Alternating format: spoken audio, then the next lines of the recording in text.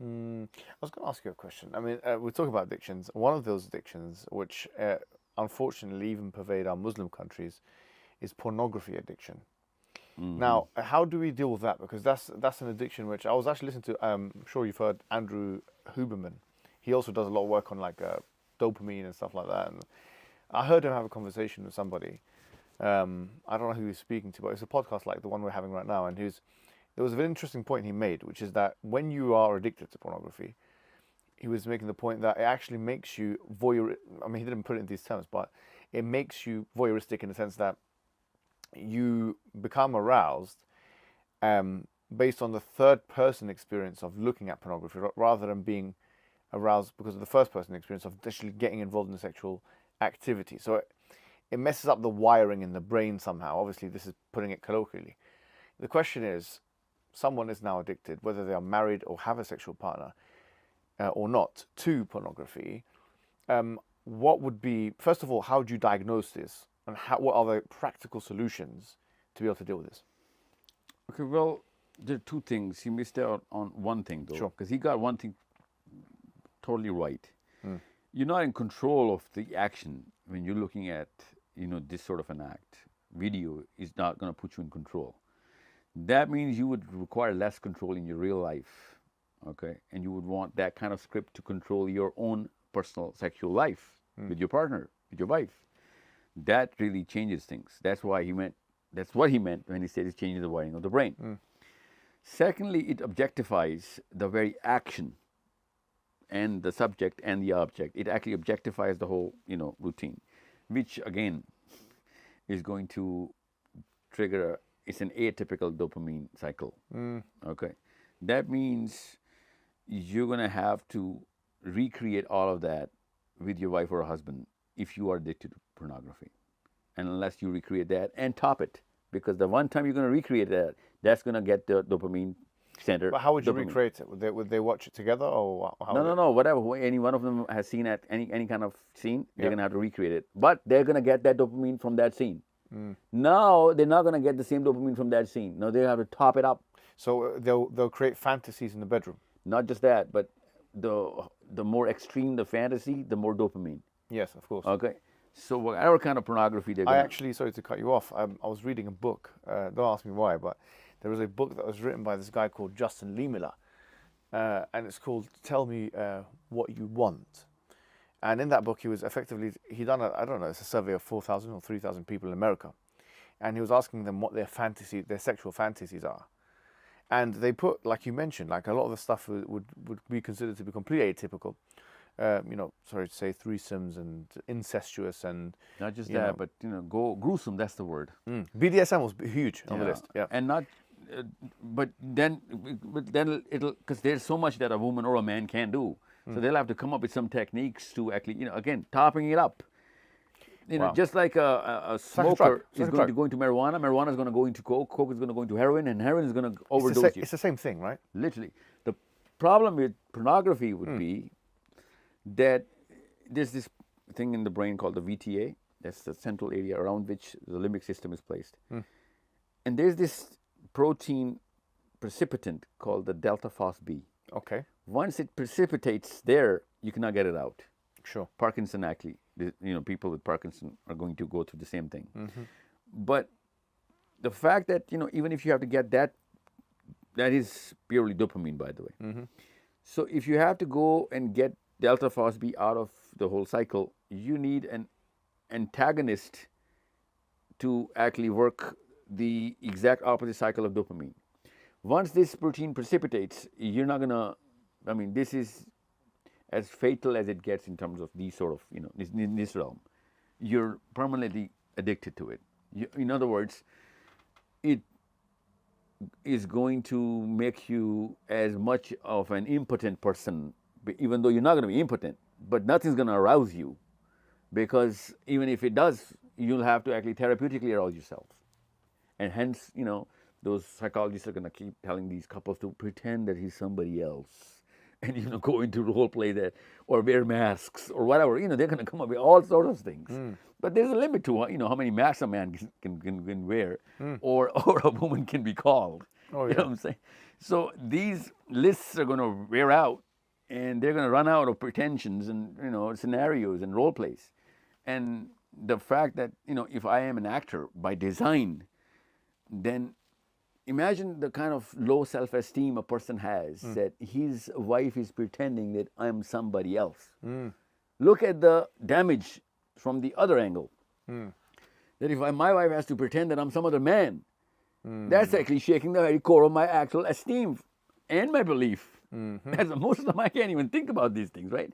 So that's why Muslims can't. I'm assuming Muslims would never be able to think about role plays. It's like this is You'd be as surprised. Muslims do all kinds of things. well. Then they better start replaying this video I- all over. I even came across scholarly words, classical scholar positions that I'm not going to go into great details, but books have been written about this, basically talking about what hukum these kinds of things have. If you're thinking about I'll it, tell if you're you, not it's thinking for the boys only. Girls are going to be really reactive to this video, this part of the video, so skip it. But even if boys are actually pretending that she's someone else, it's not as hurting or hurtful in chemistry than if a girl is doing it. Because if a girl is doing that, then you're actually opening a lot more doors to a lot or bigger problems. And no, I'm not going to trigger on purpose the theological doctrine here.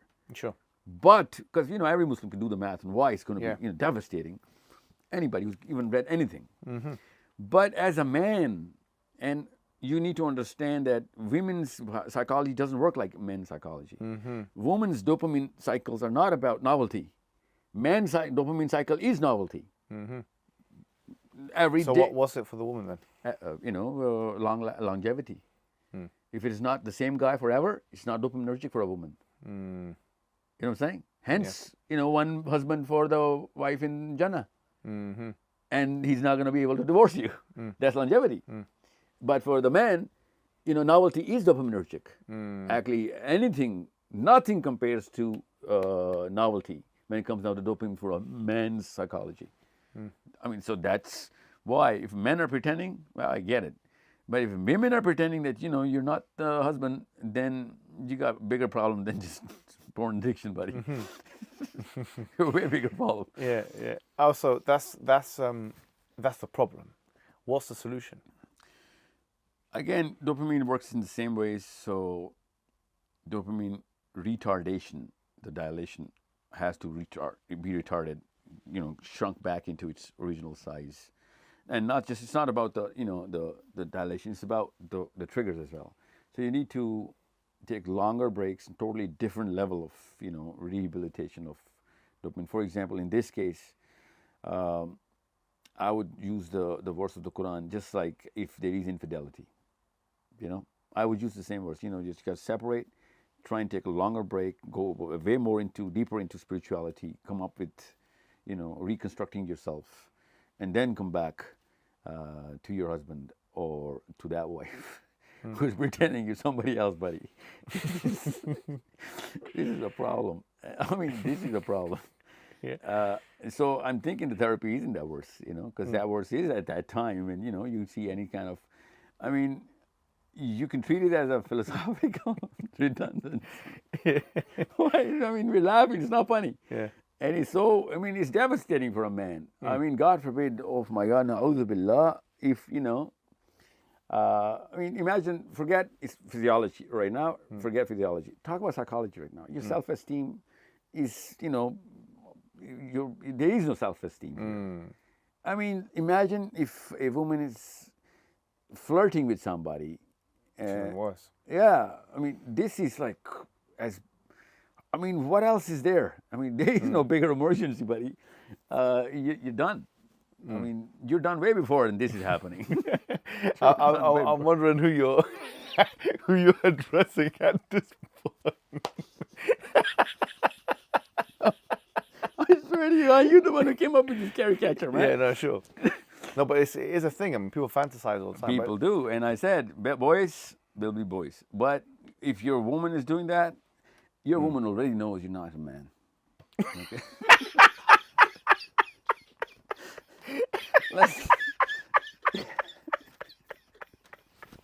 It's not your woman, buddy. I mean, I know we got a document for it. You have a document for it. I mean, that's all you got. You can wave around your marital certificate. I mean, it's not rocket science, right? I mean, it's like common sense. Yeah. I mean, it doesn't take a Muslim to know that. Even non-Muslims like, yeah, dude, this dude's right, man. Samantha is saying, yeah, I know what he's talking about. We're not talking about Zulekha or Khadijas. Even Samantha's like, yeah, this dude's not a man. So the solution is, you said, retardation. Yep. So does that mean like having a break from all of it? Well, no. A break from general concepts of life, which means, separate yourself. And you got to have two parties serious about this concept that, this is a problem. I mean, this is, on paper, it's not going to look like a problem. So you got to really have a consent that, yeah, you know what, I can't. And any real man would be talking to a woman that, you know what, this is not on. I mean, it's not that I want to punish you or anything. I want to reconstruct myself inside, or let's just, call it quits. Because you need to be with the woman who thinks you're her man. Yeah. It's not just hearing the wrong name at the wrong time, but it's about, it's way more than that.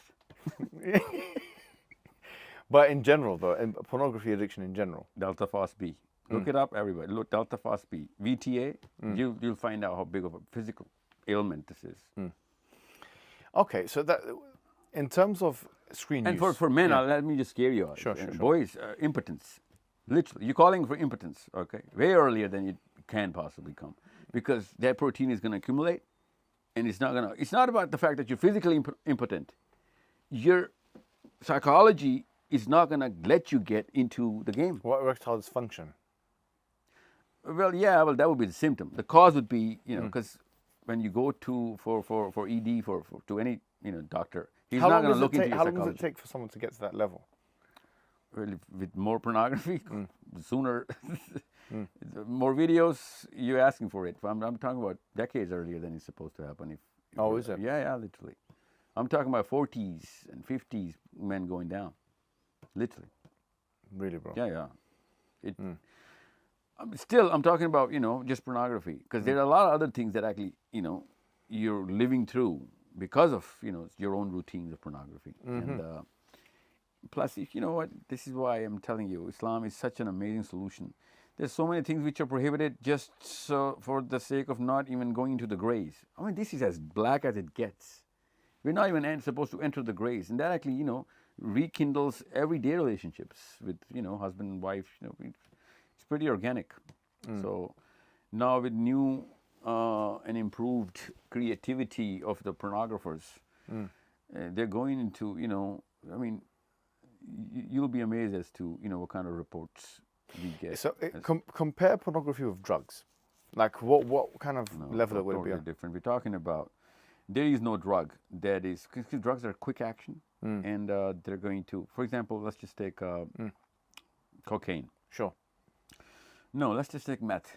It's got more dopamine than coke. Does it? Yeah, but the fact is... But most people know what cocaine is.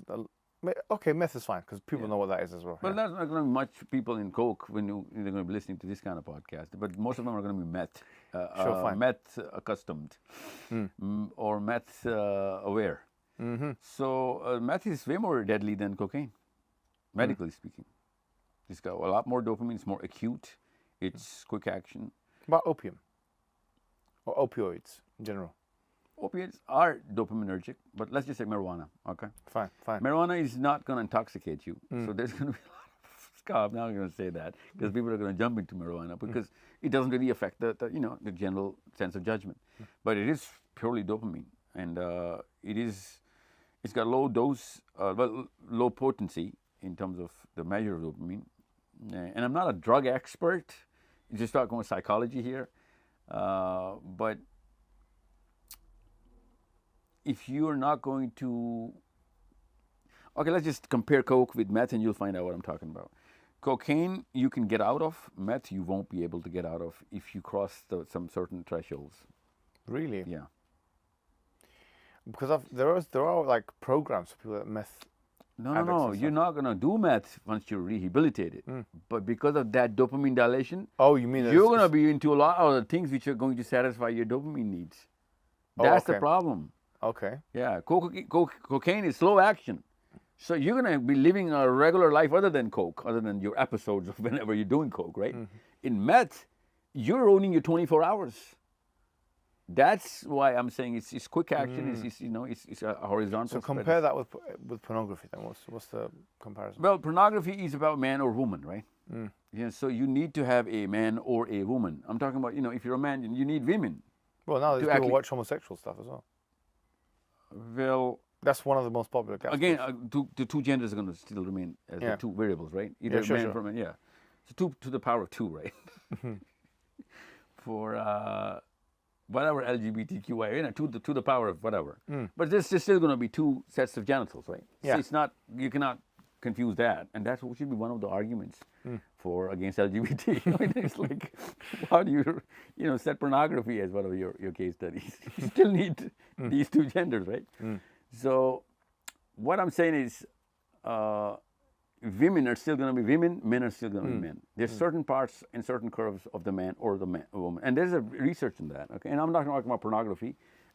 Sex as a subject was well read, and it has been. Google it, read it, of what is the most attractive thing and why is it the most attractive thing for the opposite gender, or part of the body, starting from the eyes, and to any kind of things.